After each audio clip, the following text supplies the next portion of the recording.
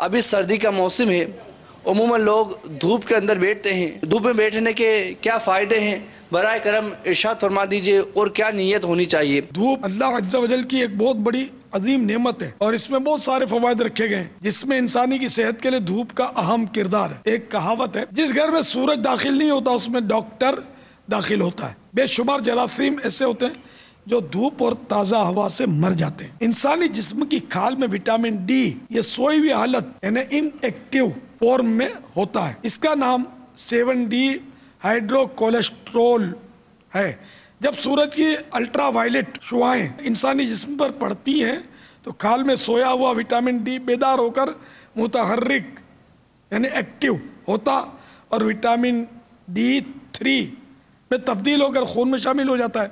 वहाँ से ये जिगर में जाता है जहाँ इसको मजीद कारामद बनाया जाता है। फिर ये गुर्दों में पहुँचकर मुकम्मल तौर पर सरगर्म अमल हो जाता है। अब ये विटामिन D3 आंतों से कैल्शियम और फास्फोरस को खून के अंदर जज्ब करने में मदद देता, बल्कि इस अमल को तेज तर कर देता है और इनकी जो मिकदार हमारी खुराक में शामिल होकर हमारी आंतों में पहुंच रही है उसको ज़ाया नहीं होने देता, बल्कि तेज़ी से उसे खून में जज्ब कर लेता है। कैल्शियम और फास्फोरस हमारी हड्डियों की सही नश्व नुमा के लिए बेहद ज़रूरी है। 6 माह से 2 साल की उम्र के दरमियान बच्चों की हड्डियां तेज़ी से बढ़ती हैं। अगर हड्डियों की सही नश्व नुमा ना हो तो इनमें रिकेट्स नामी बीमारी पैदा होती है।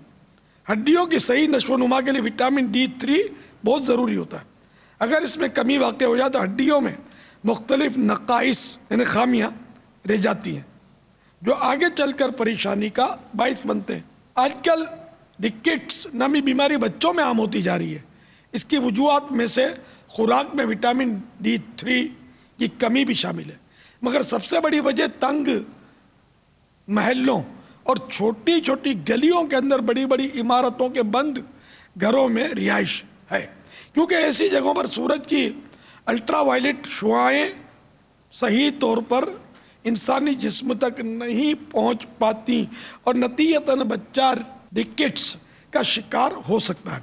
अगर ऐसा हुआ तो उसकी हड्डियों में एक या एक से ज़्यादा मुख्तलिफ नौइयत के नक्स यानी ऐब पैदा हो जाएंगे। बच्चे में रिकेट्स की अलामात: नंबर 1 बार बार नुमोनिया हो जाना, नंबर 2 आए दिन दस्त लग जाना, मोशन हो जाना, 3 चिड़चिड़ापन, नंबर 4 खून की कमी। धूप हासिल करने का तरीका: तुलुए आफ्ताब सन राइज के फौरन बाद और गुरूब आफ्ताब सनसेट के आखिरी लम्हात में कम से कम 12-12 मिनट के लिए मौसम के लिहाज से वक्त में कमी बेशी करके बच्चे को ऐसी जगह लिटाइए या बिठाइए जहाँ मुकम्मल धूप आती हो। हर उम्र में धूप खाना जरूरी है, लिहाजा इन्हीं औकात में हर एक को इतनी देर तक मुकम्मल धूप में रहना चाहिए, नहीं इतनी देर रहना चाहिए कि खाल गर्म हो जाए। बयान करदा औकात बेहतरीन है, अगर ना बन पड़े तो दिन भर में किसी भी वक्त में कुछ ना कुछ धूप हासिल कर लेनी चाहिए।